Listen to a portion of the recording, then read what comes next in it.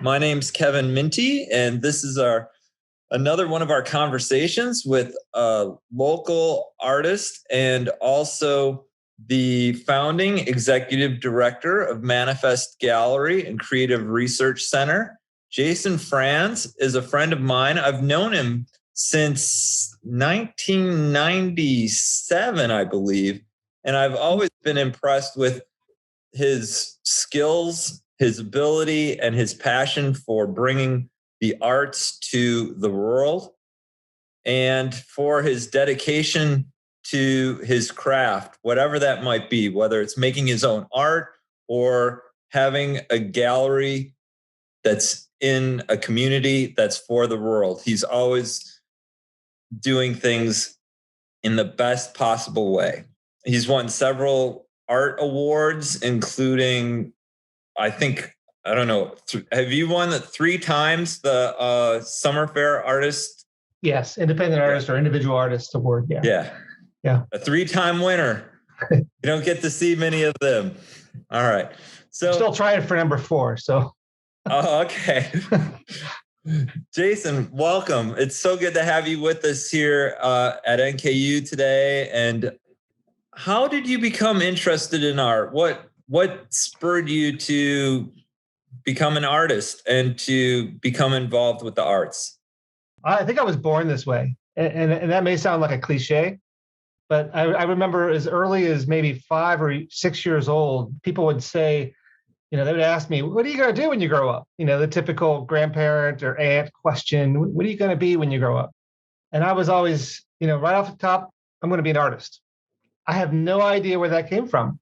I don't know if it was put there by my grandparents or my dad or what, but, that was always my answer.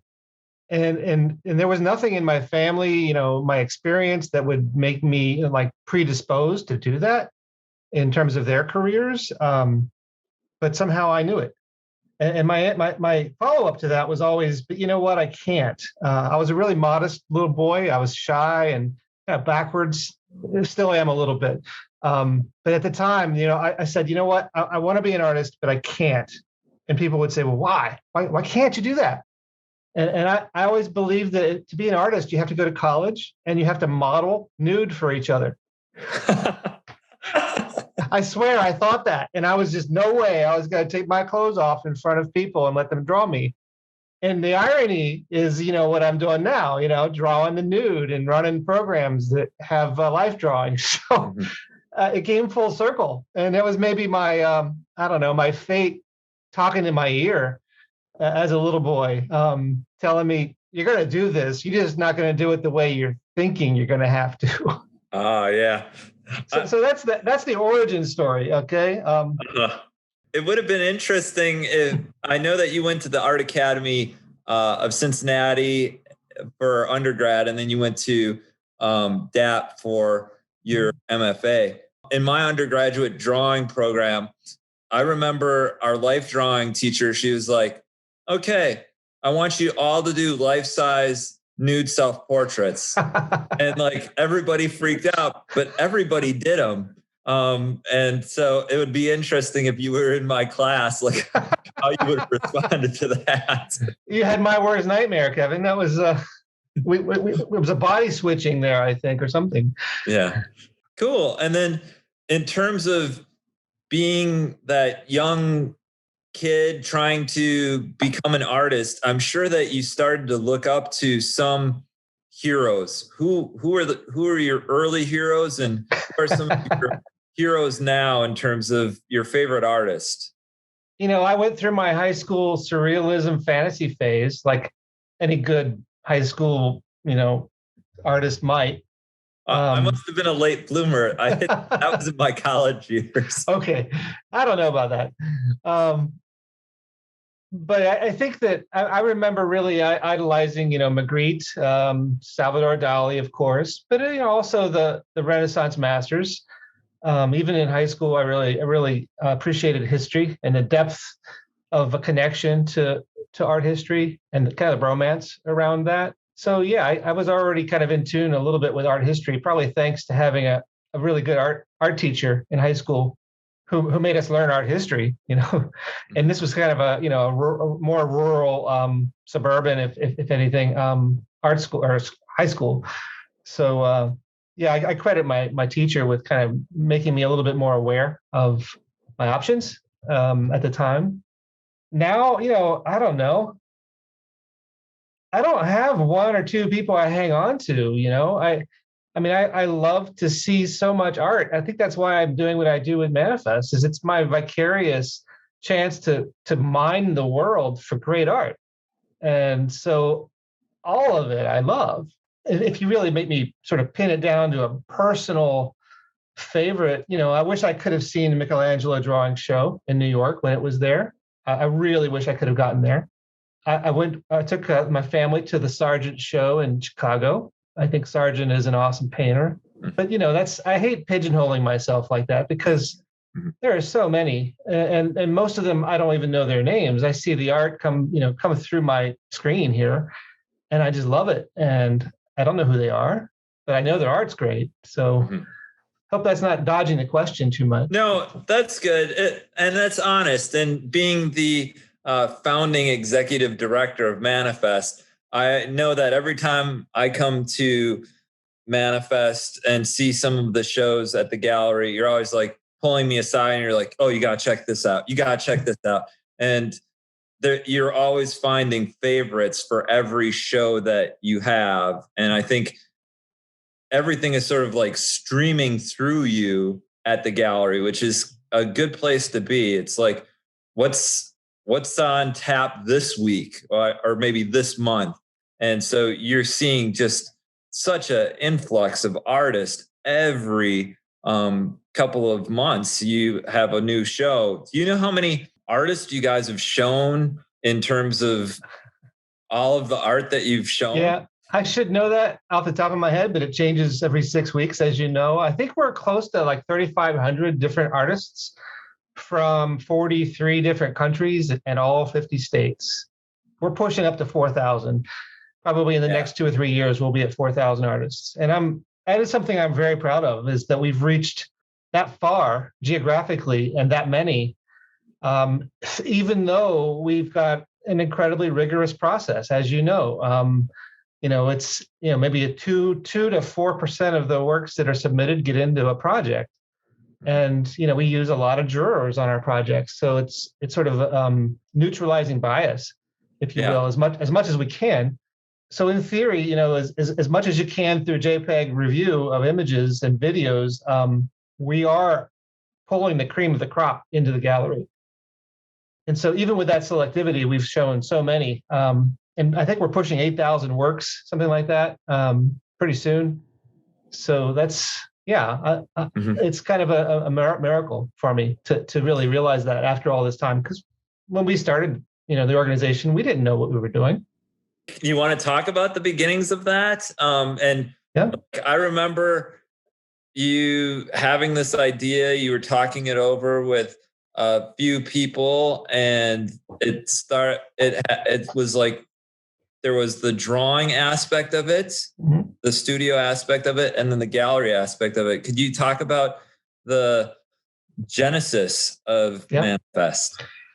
Yeah, well, there are two streams of conversation there, and I'll talk about the later stream. The earlier, bigger stream is my history, because I bring a lot to the organization, not all of it, but I kind of was a catalyst, I guess. And so my history as a student in college, my history for a decade working at the Cincinnati Art Museum in exhibitions, in my decade or more as a practicing artist and a professor, all of those things combined kind of all gelled and became something at the right moment. And then the later stream of that conversation is, I always like to think of Manifest. Well, I like to say Manifest because it's true. Was founded in the classroom. I was teaching at Xavier at the time, and those students were in a bubble, especially because of the small nature of the program there. They were kind of disconnected from the rest of the arts in Cincinnati, and I was a new faculty member, heading painting and drawing, trying to get them out of their bubble and expose them to not only galleries and museums and things like that out in the community, but also to other students at other schools. As you remember, I think we had classes, we traded classes and things at the time. That was fun.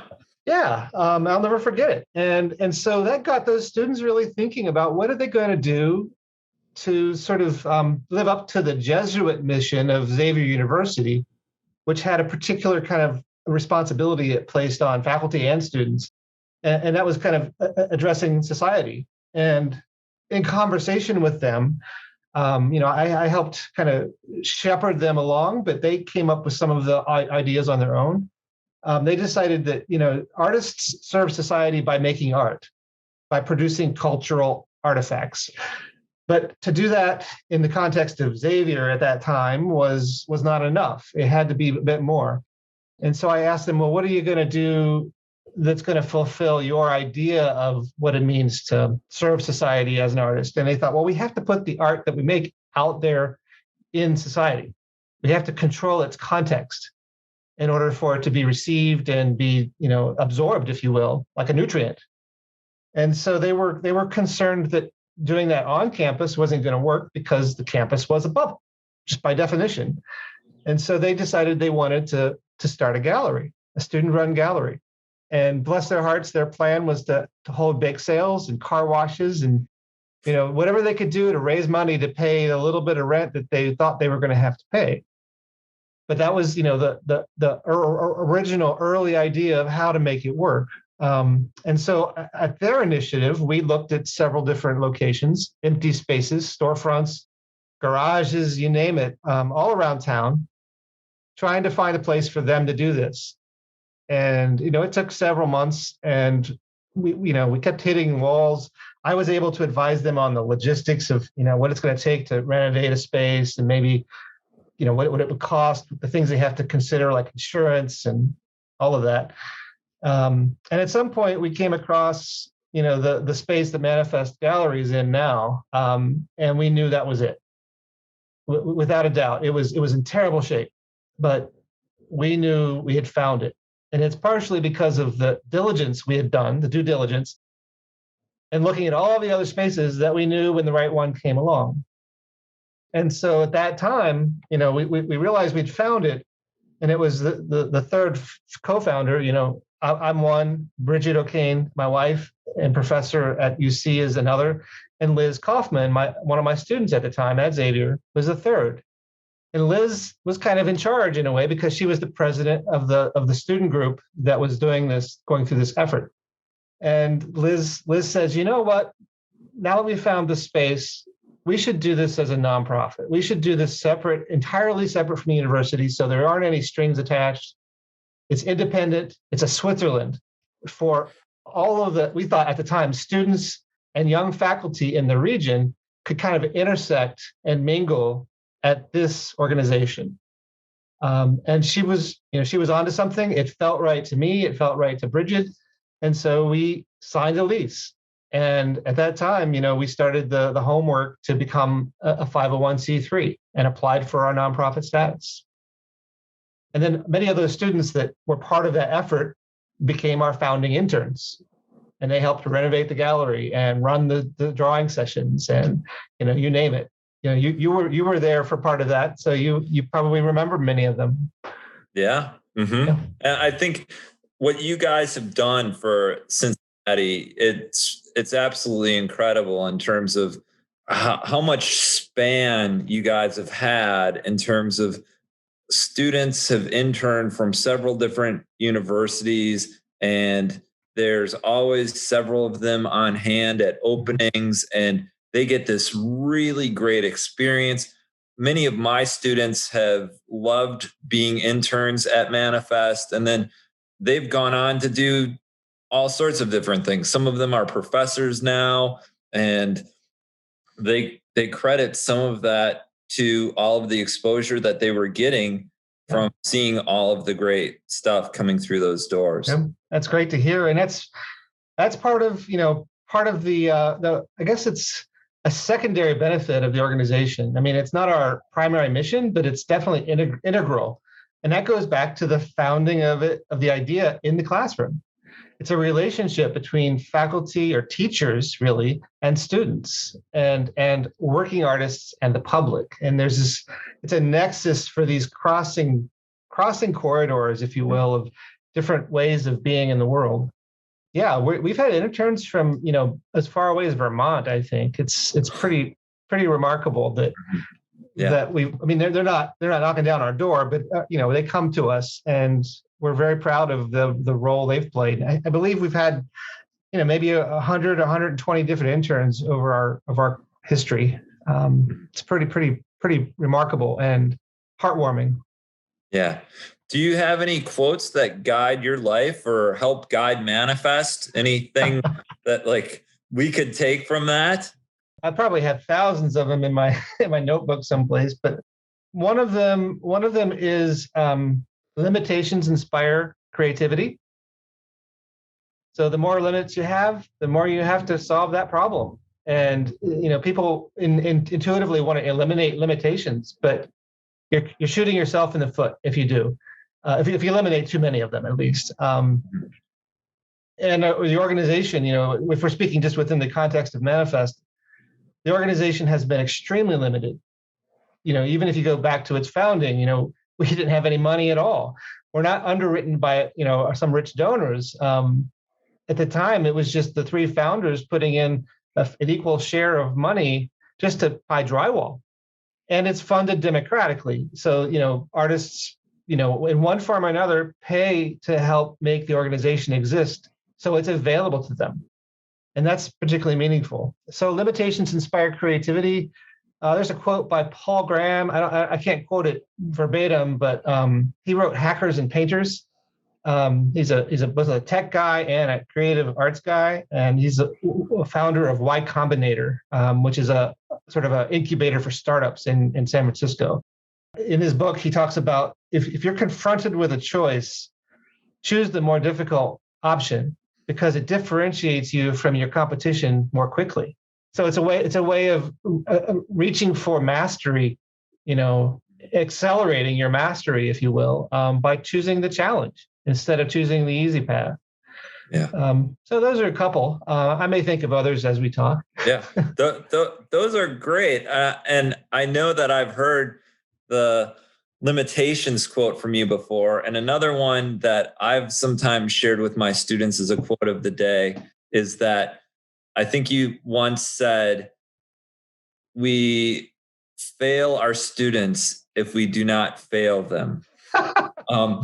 Yeah, it's not a Manifest quote, but yeah, that's a Jason teacher quote.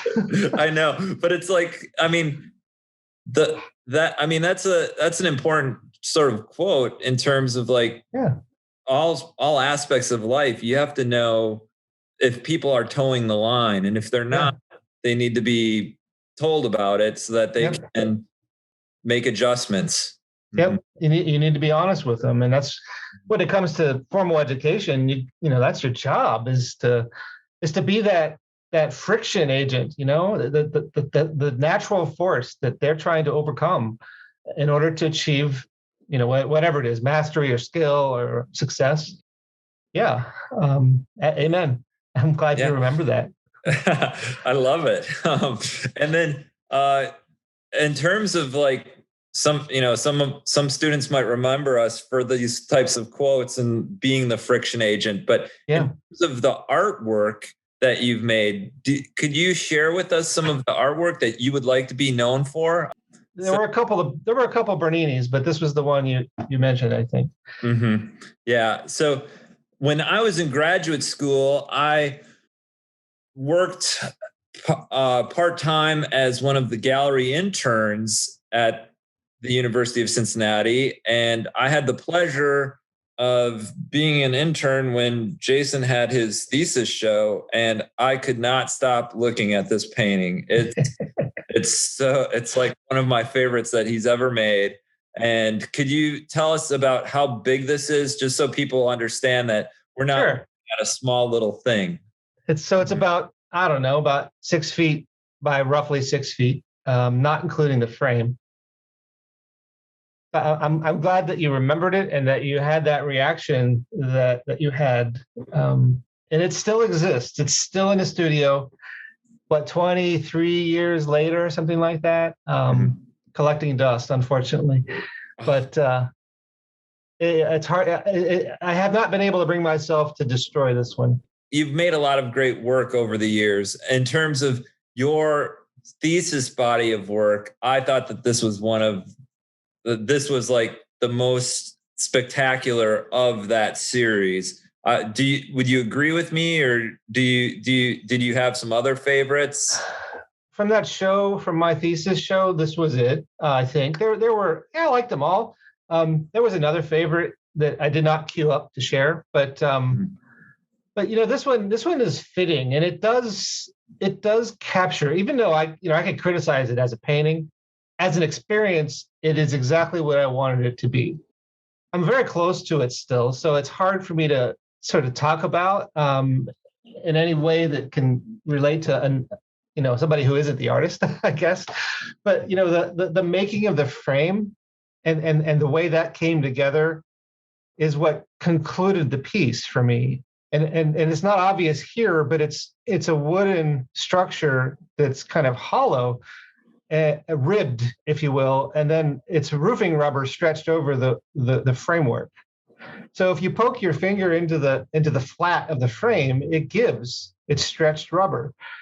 And I wasn't sure what I was doing. I'd never made a frame quite that big, but I liked to make all of my carriers for the paintings that I did at the time. And this was a kind of a culmination of thinking about the importance of a frame in painting. And it was, to me, it was a success. And then the word syndrome is stenciled onto the rubber with chalk. So it's in theory, it's friable, it's transient, it could be wiped off. And then the inner frame is a steel angle iron, sort of playing with the idea of the reflective metallic paint that's in the negative space around the figure. So the object, as a construction, both visually as a painting and as an object, was a culmination of some formula. It was I want to say formulaic, but it wasn't formulaic. But it was like my formula or my chemistry, alchemy, if you will, alchemy, to create an experience that was wordless. And one of the other treats that worked out, that was unpredictable was for me, that was confirmed in the exhibition, was that the aluminum paint in the negative space would reflect the viewer a little bit. So because of lighting, when people walked by it, if they had a bright shirt on, you would see that color dancing behind the figure in the negative space. But it's subtle, it wasn't like a mirror. It was just very subtle. And so it came alive. And so when I look at this painting now, in retrospect, 23 years later, I feel like it is the physical embodiment of what I feel about Manifest, the organization. My efforts in this nonprofit organization are the same efforts that I was putting out to create this object that would create an experience that you described having when you were in the gallery. In the end, that sums up my mission in life, I think, is I'm about creating experiences through creative products, if you will, through creative alchemy, whether it's artwork hanging on a wall or exhibitions that include artwork hanging on a wall. Yeah, that's great. Could you share some other work with us too? That was a great explanation, and I loved how you tied it in with Manifest. It's beautiful. It comes to me, I mean, I didn't think about that in advance, but looking at it here, like that is the illustration of Manifest to me. And I'll share one more story, and you may relate to this. There was, the graduate director at the time, who I won't name, but she was an awesome teacher. But early on in my time there at DAP, I was accused by her of having a masterpiece syndrome. And I was like, you take the criticism and you shrink back and you do something different in grad school, or you you accept it and you push through it. And I'm like, okay, that was meant to be a criticism. I should not be trying to create a masterpiece. And I was like, you're wrong. I'm in graduate school. My job is to learn how to create a masterpiece. And so I'm going to do it. And this is the piece that I made. And that's why it's called Syndrome. Nice. I think we can flip flop on that. I think all good artists do. I'll tell you, my first year of graduate school, I made such horrendous paintings, but I made a bunch of horrendous paintings. But I always believed that the more paintings you might make, the greater your chances of possibly landing on a masterpiece might be.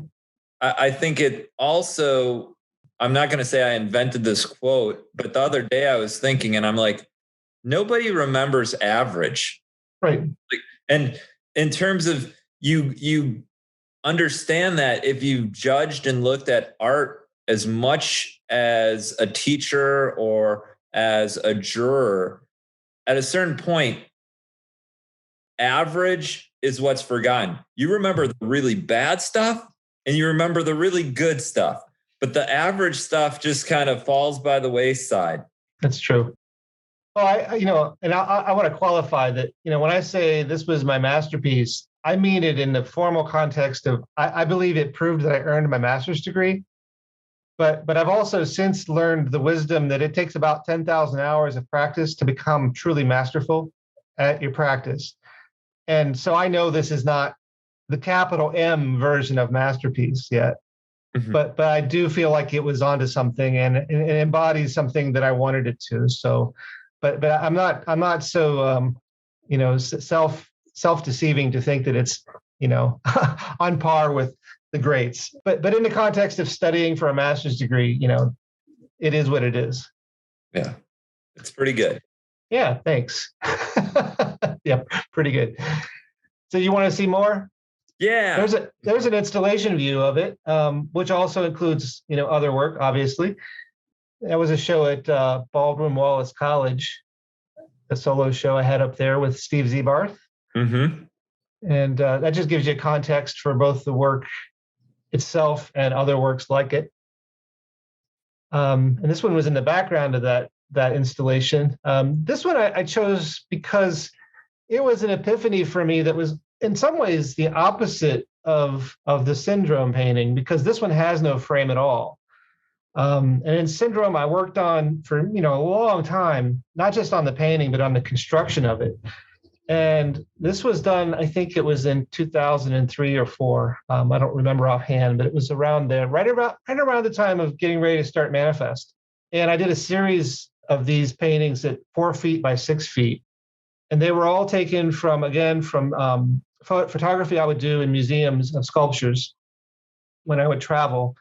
And so the initial artistic impulse was the photograph itself, seeing it, recognizing it, having a moment with it, and then framing it compositionally, and then bringing that back through the camera into the studio to interpret through paint. So this one was pretty much painted in one sitting, and so I wanted to kind of take that fluidity and apparent effortlessness of Sargent and apply it on a large scale to the subject matter that I was still really attracted to, the particularly the ancient portraits in sculpture. So this is called Delphic Shade, and it was a sculpture in Delphi, Greece, that I had just a moment with. And part of the moment was there were clerestory windows in the gallery at the museum in Delphi, and opposite the windows was a long platform with all of these life-size figures standing on it. And this was, I think it was early morning, we were in there, and the sun was just coming up. And as the sun came up, the light traveled down the wall until it started to illuminate the sculptures. And this sculpture had just the top half of its face illuminated and the lower half of its face still in shadow and everything below.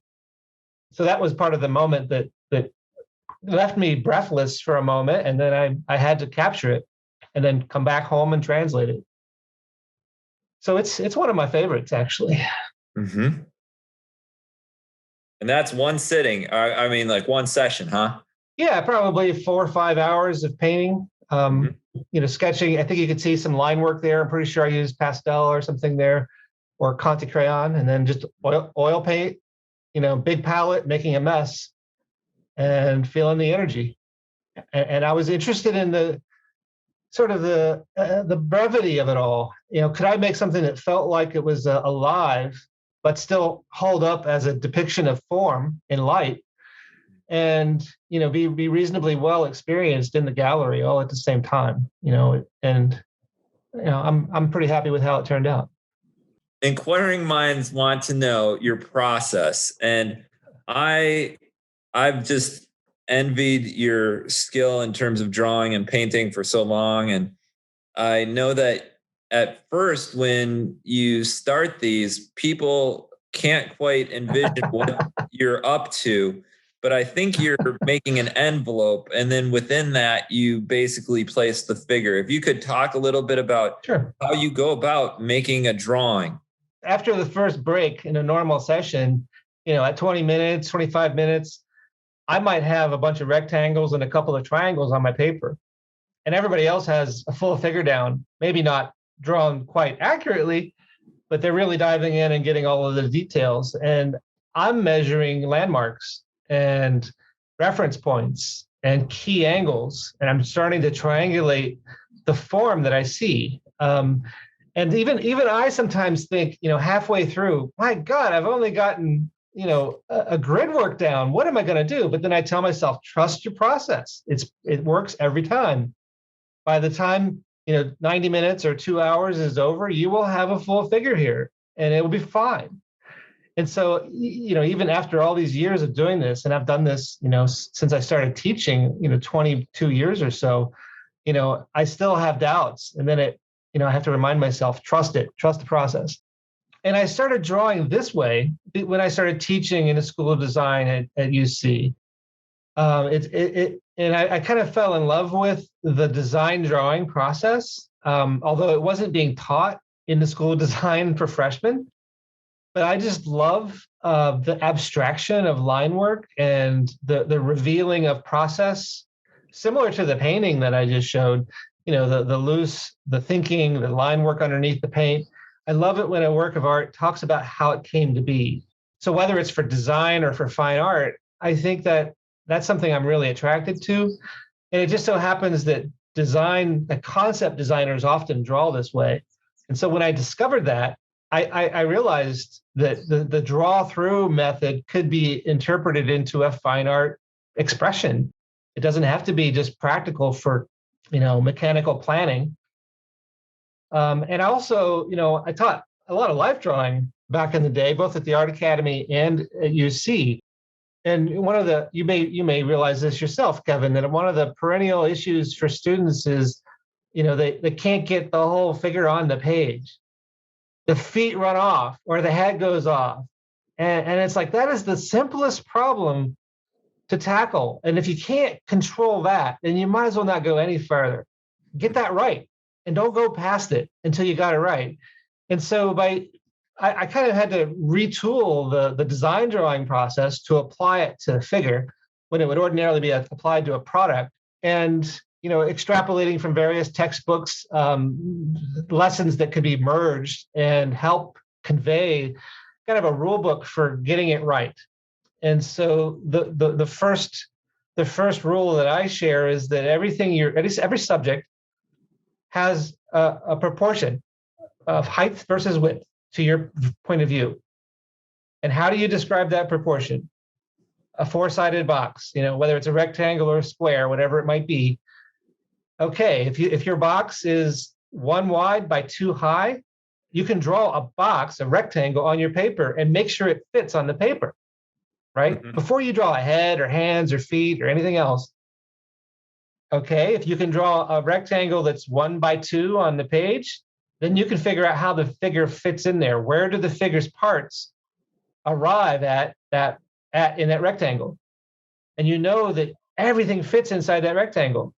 And so nothing is going to go off the page unless you decide to revise your composition. right? Mhm. So that's where the kind of container or envelope idea came from. It's a proportional rectangle, is what I call it. Height versus width, and then it's broken down from there. Reference points along the edges where parts of the figure contact it, and then reference angles between points, which is not much different than mapping coordinates on a map. Triangulating, this point touches that point at a certain angle, and then that point touches another point at another angle, Mhm. and they create a triangle. So all of that is very practical, but it's also fun. And it makes the later parts of the drawing, the nuances, the earring and the glasses and the hair and the line weight variation, all so much more joyful because I know I'm putting them in the right place. I'm not going to lose all that work most of the time. Sometimes something has to move, and that gets cool in a different way. But all of the foundation that I lay leads to a much more playful stage at the end that I think comes through in the drawings when they're all done. Mhm. It's like you make this matrix and then a matrix within a matrix within a matrix. Yeah. And at a certain point, I think you were talking about these 90-minute sessions. At first, we don't have much. And then all of a sudden, at the end, it's like you go into hyperdrive and you start like blow past so many people because you've done all of this foundational work knowing that foot, that toe can't be past that knee, or that heel Right. has to be above the bottom of the stool. And all of a sudden, then it like just like you've put in a Yep. lot of hard work, but all of a sudden the drawing just like comes to you after Yep. that. Yep. It's almost like a photograph developing in a dark room. Mhm.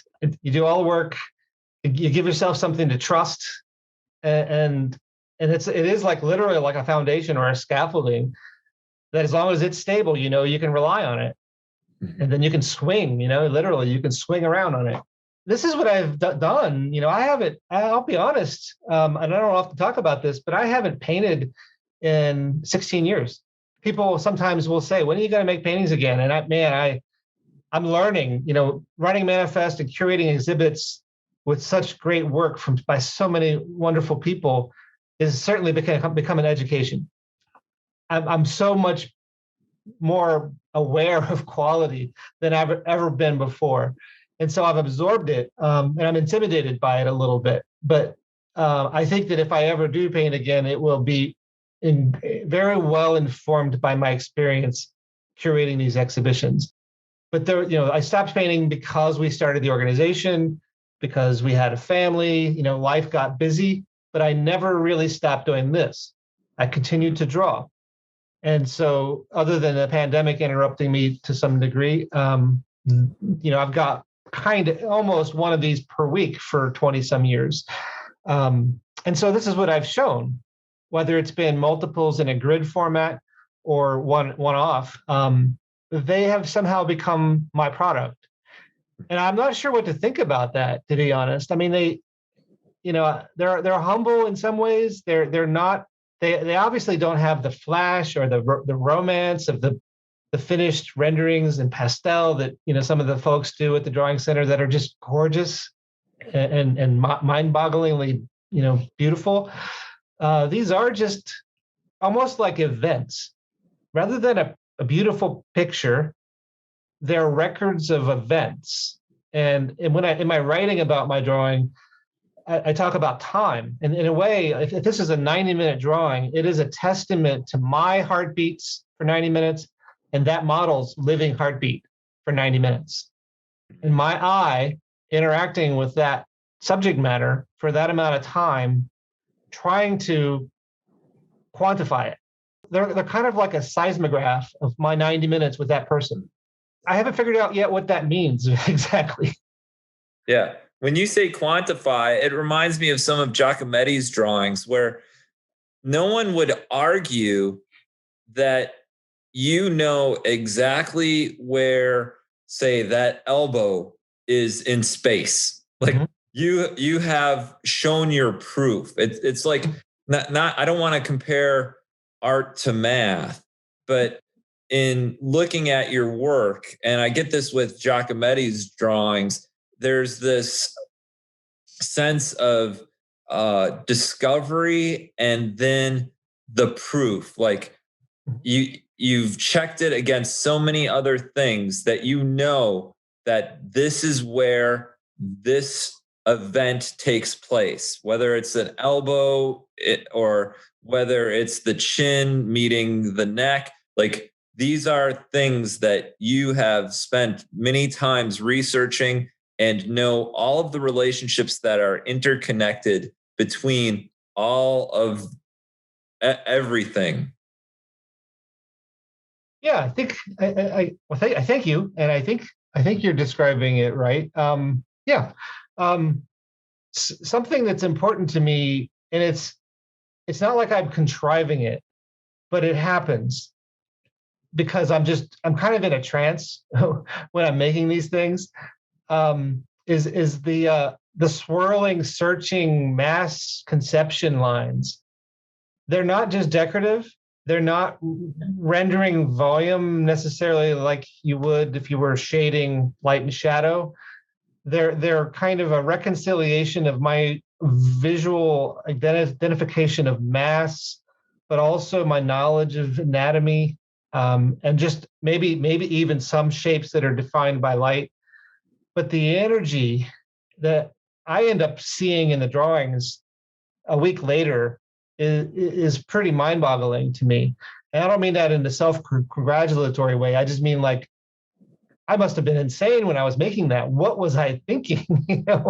It's like there's a lot going on, and I'm not trying to fake it. It's just my effort to get that form down that leads to that kind of scribbling or searching or you can almost hear it. It sounds like in a way it looks like it sounds like something, and that's what I find interesting in retrospect, looking back at these, is all of that stuff going on that my hand and my eye and my mind were doing at the time, and I can't tell you why, other than the figure was telling it to.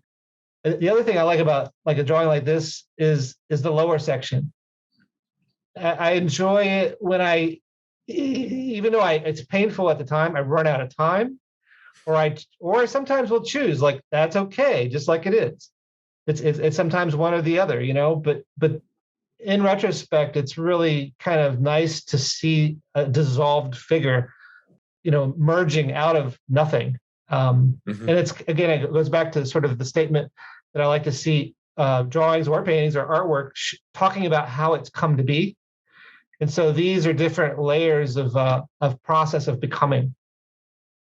And so this is an example of the same thing with, every once in a while, as you know, I'll shift gears, and somebody will be like, what, where's the ballpoint pen?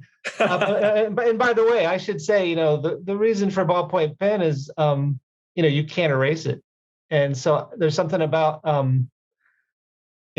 choosing a weapon of choice, if you will, that you're going to die by because you can't go back and edit it. It is what it is. And so it takes away the instinct to undo. And you have to either account for that from the very beginning by using your scaffolding and using line weight control, or you have to live with it if you just overdo it. And so it's taught me to modulate my effort and my pressure and my decisions by using ballpoint pen. Plus, it ends up, the byproduct is it's aesthetically pleasing as well, whether it's the blue, red, or purple, or some other color. But anyway, every once in a while, I like to take a break from that and do, the graphite, usually in the form of a mechanical pencil, just because it's kind of like a ballpoint pen. It's also nice that ballpoint, it's not anything special. It's not some artist ballpoint pen. It's just an ordinary ballpoint pen. I like, kind of get a kick out of the idea that you could walk into an office and pick something off of somebody's desk and make something powerful with it. You don't have to go to the art supply store.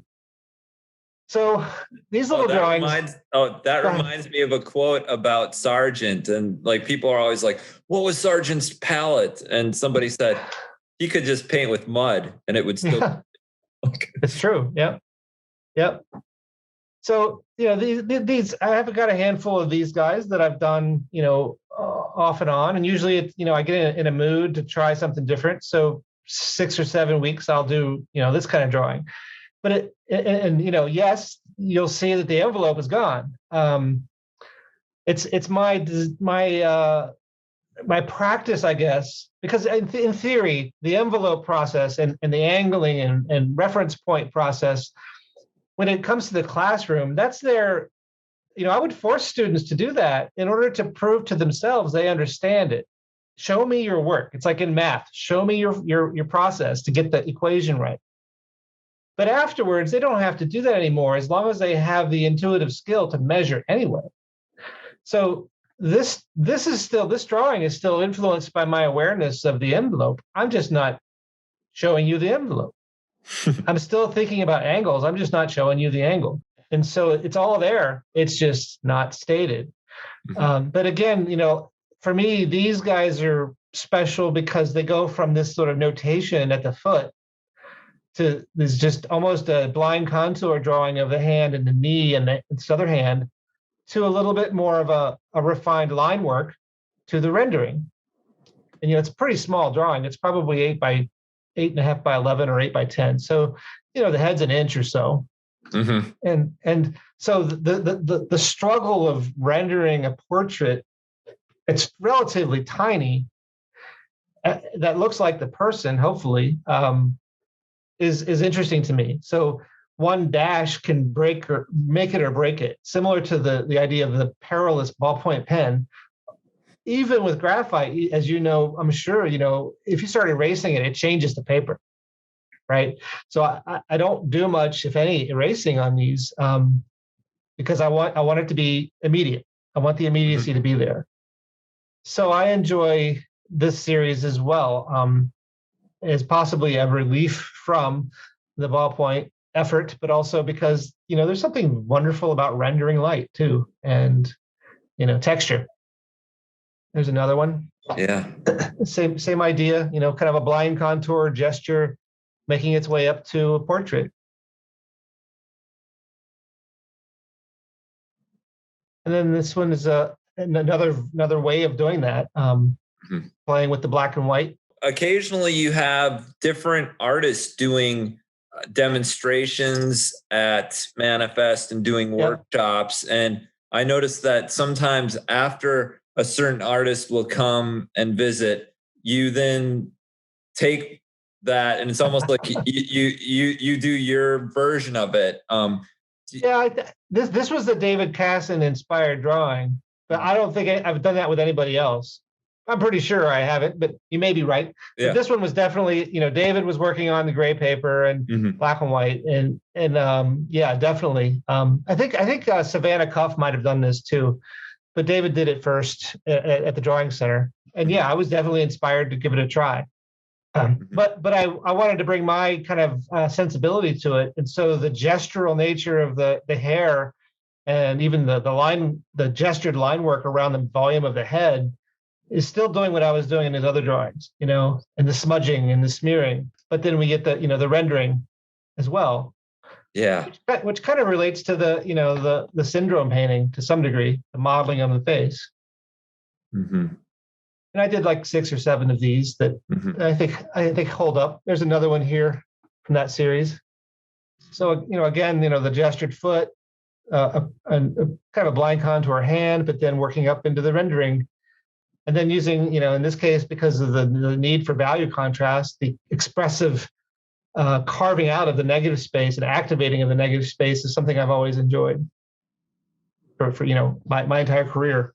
This drawing in particular, it's like you're playing with the viewer in terms of these well-formed rendered areas that have this, I don't want to call it gentleness. There's this like solidity. And then you contrast that with these very expressive marks. And it's almost like you've you've run the gamut in terms of like controlled, focused, and modeled versus as expressionistic as a mark I can make in against that well-defined form. Yeah, that's true. And I guess that's what's happening even in the ballpoint drawings is I've got the drop dead contour line at the end that is like almost mechanical, and all of that effort and scribble and searching of energy sort of flowing through it. And that's I don't know if it's a habit of mine or if it's a style. I don't know what you'd call it, but it's showing up here as well. And I think it comes from being a little bit impatient. You know, it takes a lot of focus to do that precise work, and yet I get antsy, and so I gotta let it loose a little bit. But in the end, it's expressing something that I want to express too, because I don't want to just make a stale picture that's all over the same. That's a scene. I don't want it to be a scene into space. I want it to be an event that somebody experiences. As a drawing, I want it to be an event. And so I think that both the rendering that you're describing and the energetic sort of abstraction together create the event. It's kind of like a Beethoven symphony. It's like there are these like parts that are really soft, controlled, and then there's these like big, boisterous like refrains. Yeah. It's I'm not a musician. I've never been, and my daughter will tell you I can't hold a tune. But I think, or I believe, I think like a musician in some ways when I'm doing visual art. Maybe it's just a matter of being a composer. You know, we compose our pictures, our paintings, our sculptures. And at the gallery, I compose the installations. And that rhythm and that sequence matters. And so yeah, I think I like the musical comparison for my drawings. So thank you. Yeah. So that's all the images I brought today. Great. Do you want to talk a little bit more about Manifest in terms of, are you satisfied? Are you happy with what you've done with the organization so far? What's next? What's next? Well, yes, I think I hinted at it that, we didn't know what we were doing when we started, but man, for my part, I knew it was the right thing to do. I mean, I felt like fate was pushing me to do this. And it was an intersection of several things happening at the same time, including deciding to leave academia at Xavier. You remember some of that. That was, based on a philosophical and professional mindset, plus the zeitgeist happening amongst the students, my history, my career that I mentioned earlier. And so once it got started, it planted itself. I just kind of held on and have had faith in it the whole time. And now, it's 17 years old, almost to the day. In May, it will be 17 years since we founded the organization. So it's exceeded my wildest dreams in terms of what it has done. And just writing on a grant yesterday, the narrative, we designed Manifest to be something in the long run. And I'm reading the book Braiding Sweetgrass right now. Have you read it? No. Yeah, it made me think. There's a part in the book that talks about a man who decided to replant an old growth forest in Oregon because the land had been decimated by lumber mills. And so he planted something like 13,000 trees and began tending them and researching them and shepherding them along. And it made me realize that Manifest was planted to be an old growth tree. It's, some nonprofits and some non-nonprofit arts organizations and galleries are by definition or by their nature short-lived or temporary or experimental, and not intended to be long-lasting, and that's okay. That's part of the ecosystem. But Manifest, where it was rooted, to use the tree analogy, and the trajectory of its growth, it was designed to be old growth, and not bigger necessarily over the years, although there is probably an optimal size for it, but it's really it best to be somewhat small. But it's not meant to be of the day. It's meant to be more of this time in history, which I think of as a longer period of a segment of history, not just the moment, not just the immediate moment. So what's next? We're always trying to figure out how to keep going. And so we're trying to decide what's next, and that's a logistical puzzle that we have a board of directors. That's what the nature of a nonprofit is, whether it's a university that's a nonprofit or a small arts organization, and they are working hard on trying to figure out what's next in terms of permanency. Programming wise, we're always just we're still following the impetus that got us started. The things branch out, they bloom or blossom. New aspects of programs arrive, but they're all rooted in the longer past. I want to thank you for just taking Manifest to this level. And when I've visited artists from all over the United States, and even some foreign artists that I've met that are in the United States, they know about Manifest, and they're always like, wow, you guys do have life drawing once a week. I'm like, well, you could go on a Tuesday, a Wednesday, or now you can go on a Thursday. Sometimes you can go on Saturdays or Sundays. And I'm very fortunate, and I want to thank you so much for just that possibility of having a place where artists can come together, share their thoughts, and work from the figure or from cast, and just like hone their skills and talk about their expression in terms of painting and drawing. And we are definitely blessed to have you and your organization in Cincinnati. So I just want to end with thanking you and ask you if you have any shout outs that you want to give, or anything that you are thankful for in your artistic life. Oh, in my artistic life? You mean not Manifest? Or your life, because I think sometimes we have a hard time separating them. And I think that's great art talks about life in ways that it's really immediate. I could go on and on about my thanks. I feel blessed every day for everything.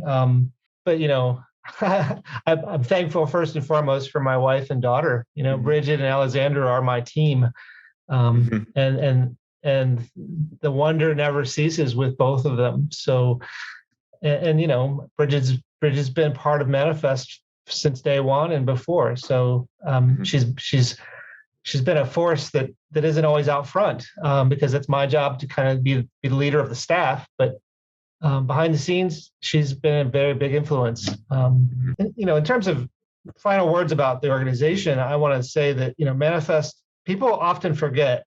They either think of Manifest as the gallery, or they think of Manifest as the drawing center. And we have a bit of a problem there, but it's been the nature of our beast to have separate facilities up until now, and up until we solve that problem. So that by its nature creates this misconception sometimes amongst people. But we were designed to be representative of the spectrum of process to product, of creation to showing and sharing. And so we embrace that entire that spectrum. And the educational component, the drawing center, it's not just about drawing, as you know, but many people think it might be just about drawing. It's also painting. We had a sculpture class there recently, and we have a darkroom. It's more, even though we call it the drawing center, because that's maybe a fundamental discipline that anybody can do because there are pencils and pens available and paper available. But it's really a seeing center. It's a place where people learn how to hone their visual literacy. And that's something we're going to be talking more about as we move forward in time, visual literacy, and also mastery. Manifest in a way is another word for mastery, or M is for mastery. Our mission is centered on quality. So exhibitions want to show the best possible work. We want to reward the achievement of excellence. But the Drawing Center is also about helping people at whatever level they may be at, getting closer to being masterful at what they're doing. And we believe that there may be a lack of completeness for many people who go through college or even high school art programs in terms of reaching that, just because of the nature of academia. There's only so many credits you can take. So we're here to let people land and maybe dig a little deeper. And we believe it's better for the world if people can achieve that, because good art is good for the world.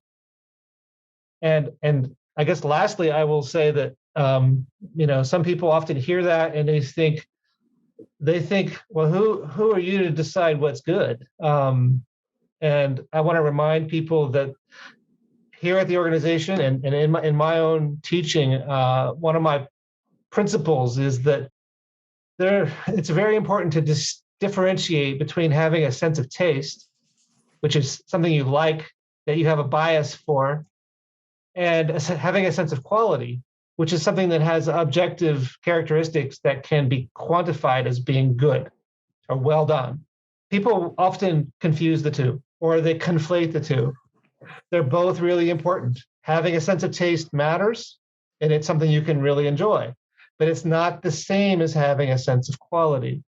And at Manifest, we try to work on the latter so that people can exercise the former.